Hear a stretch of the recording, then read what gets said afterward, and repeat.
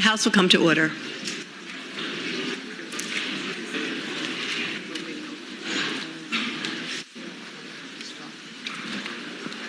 The delegate from Roanoke City, Delegate Rasool.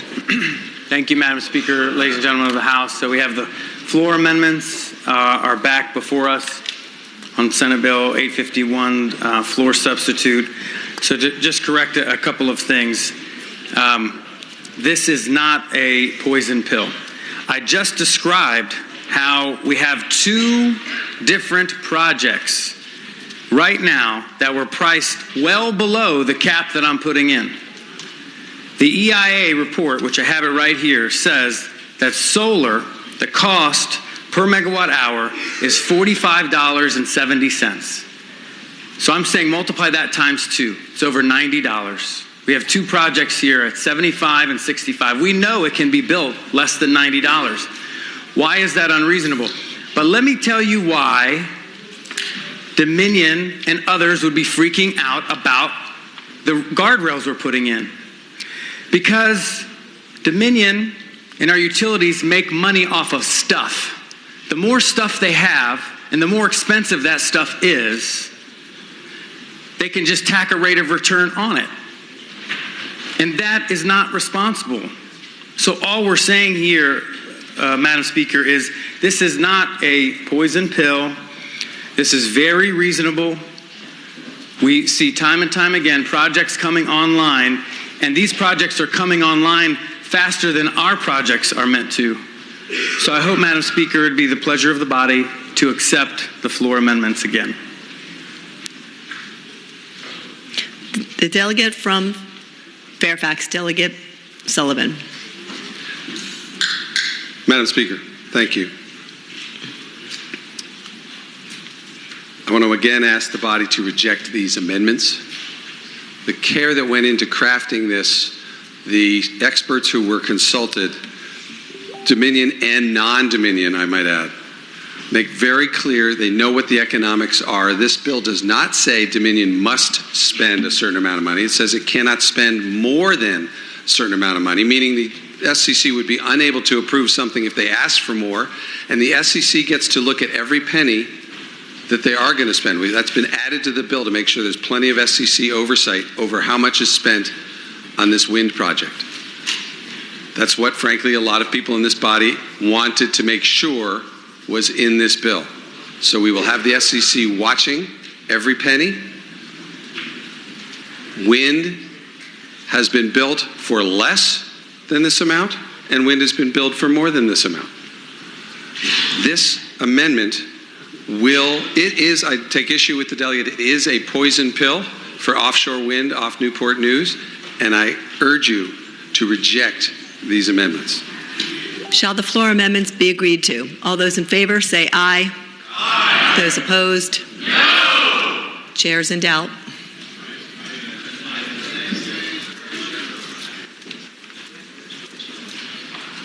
Madam Speaker. Delegate from Roanoke City, Delegate Rise for a Rasool. request. Delegate Rasool, you have the floor. May the floor amendments be severed.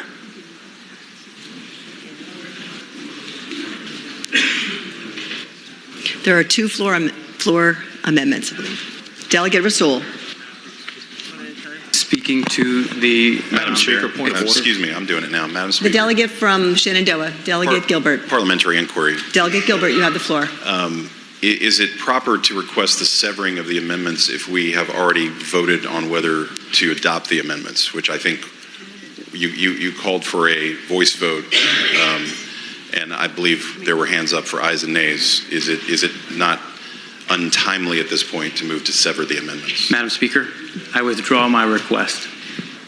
Request is withdrawn. Shall the floor amendments be agreed to? On the electronic voting board.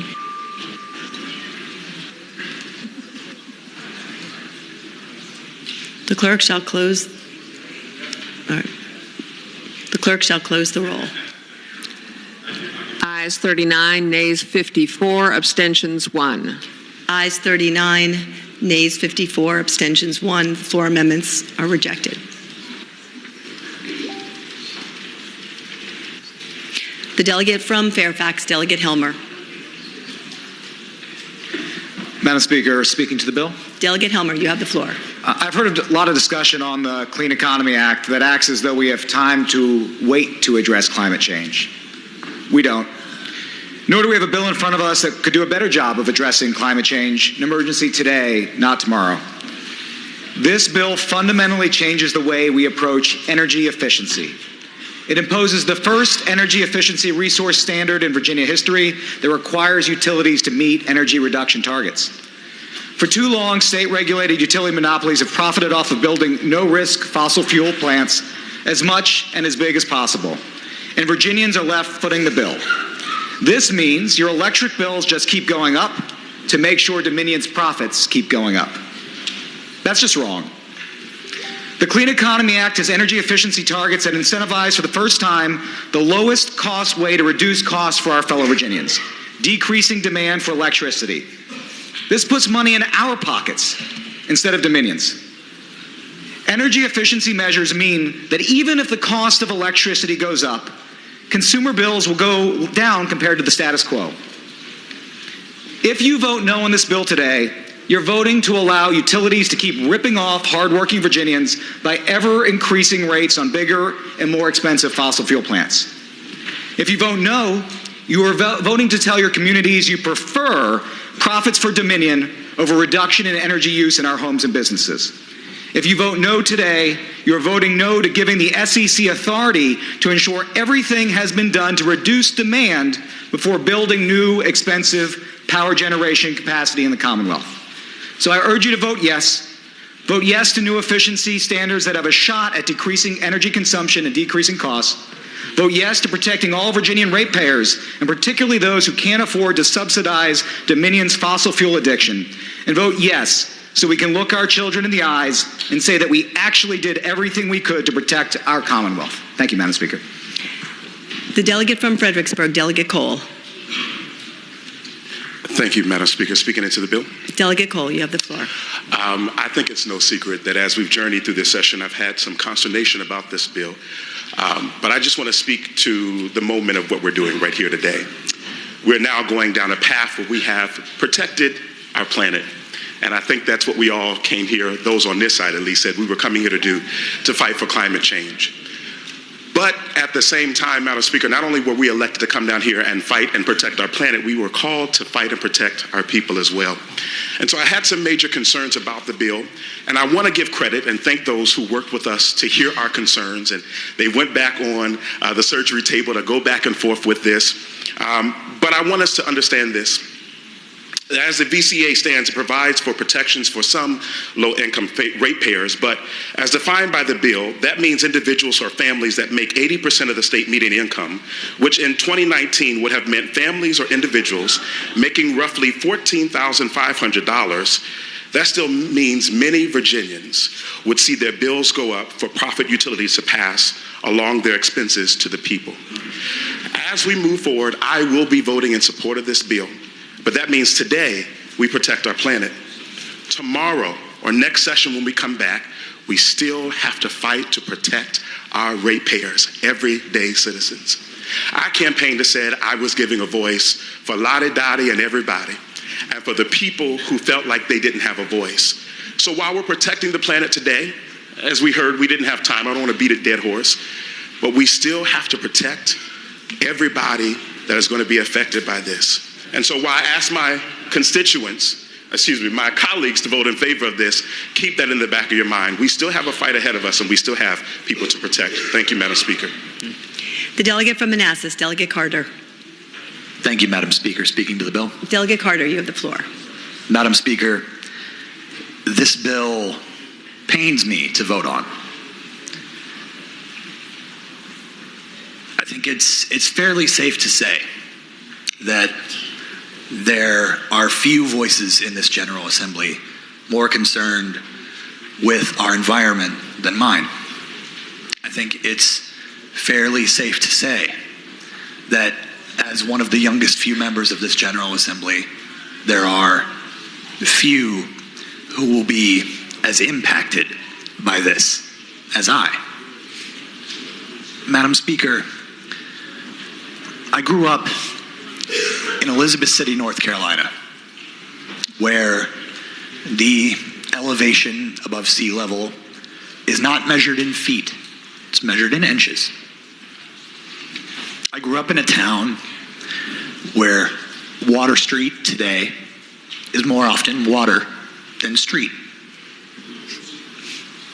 And Madam Speaker, what I see in this bill is not enough. I see before us an attempt by Dominion Energy to continue feeding its addiction. And I would disagree with the delegate from Fairfax that their addiction is to fossil fuels. Madam Speaker, Dominion Energy's addiction is to its monopoly power and to ratepayer money. And they have adapted to Democratic control over the General Assembly. In previous years, they've gotten their ratepayer money through fossil fuel projects because that is what they could get through a Republican-held General Assembly. Now, they have adapted and they're doing their price gouging on renewable energy projects. They are, in my opinion, taking advantage of this new majority's desire to do something for the environment, and they are using that as a way to gouge the citizens of this Commonwealth. Madam Speaker, there are two needs that I look at on a utility regulation bill. I look at what that utility regulation will do to the environment, and I look at what that utility regulation will do to the ratepayers. And in this bill, I don't see enough to stop the effects of climate change. Madam Speaker, the scientists have been abundantly clear. We have to get to zero by 2030. 2035 at the absolute latest. Not 2045, not 2050. 2035 at the absolute latest, and even that is taking a significant risk. The timeline on this bill is far too slow. Now, I might be able to hold my nose on that and vote for this and say that we can come back later and we can take more drastic action in future years. And mind you, Madam Speaker, ladies and gentlemen of this body, we will be back in future years taking more drastic action as the scale of the crisis continues to escalate. I might be able to hold my nose on the insufficient timeline if the ratepayer protections were in this bill. That's why I voted for Delegate Rasool's amendment. Or I might be able to hold my nose on the ratepayer piece if the timeline were sufficient. If I knew that the pain caused to ratepayers here and now was actually going to be enough to get Virginia to zero in a responsible timeline. But Madam Speaker, this bill does neither. I cannot hold my nose on one and vote for the other when both have failed. Madam Speaker, ladies and gentlemen of this body, I urge you, please reject this bill. This bill is too expensive and not good enough. It's not good enough for the ratepayers of this Commonwealth. It's not good enough for the people who live on Tangier Island. It's not good enough for the people who live in my hometown. This bill is not enough, Madam Speaker. We can come back later with a bill that is enough. We can come back later with a bill that does protect the ratepayers, although the number of opportunities that we have left, the time frame that we have left to do that is dwindling. But we do still have some time to do this right. But this, Madam Speaker, is not doing it right. Thank you. The delegate from Powhatan, Delegate Ware. Thank you, Madam Speaker. Speaking to the bill. Delegate Ware, you have the floor. Thank you, Madam Speaker. We get pretty intense about what goes around in here, and I know we've been very intense today in a variety of different venues. I want to remind you of the enveloping context around us, and today the Dow Industrials, after a strong day yesterday, are down 950 points. It's in this wider context that we speak. Those are factors that are a part of why we talk about things and try and consider as widely as we can. I commend the work that's been done. I know the patrons of both the Senate and the House versions of this bill have worked very hard to accommodate many concerns. We've had a number of them expressed on the floor here today by people all over the map on this, and including my seatmate. His concerns have been addressed. I have, over the course of recent years, gotten more and more concerned about the license that we have often given with projects to the utilities and the effect that will have on the ratepayers. And I know some of those impacts have been addressed, the concerns have been heard. I know there's been an effort to make this as acceptable as possible. I continue to be concerned, and I'm particularly concerned about the offshore wind piece, but not solely concerned about that. I think it does make significant progress on matters related to the climate and related to carbon concerns that many of us share.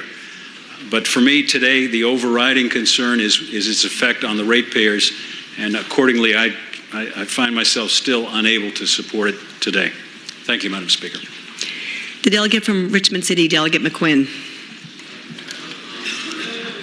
Madam Speaker, I rise for a motion. Delegate McQuinn, you have the floor. I move the pending question. All those in favor of the motion to move the pending question shall say aye. Those opposed, the pending question is called. Shall the bill pass?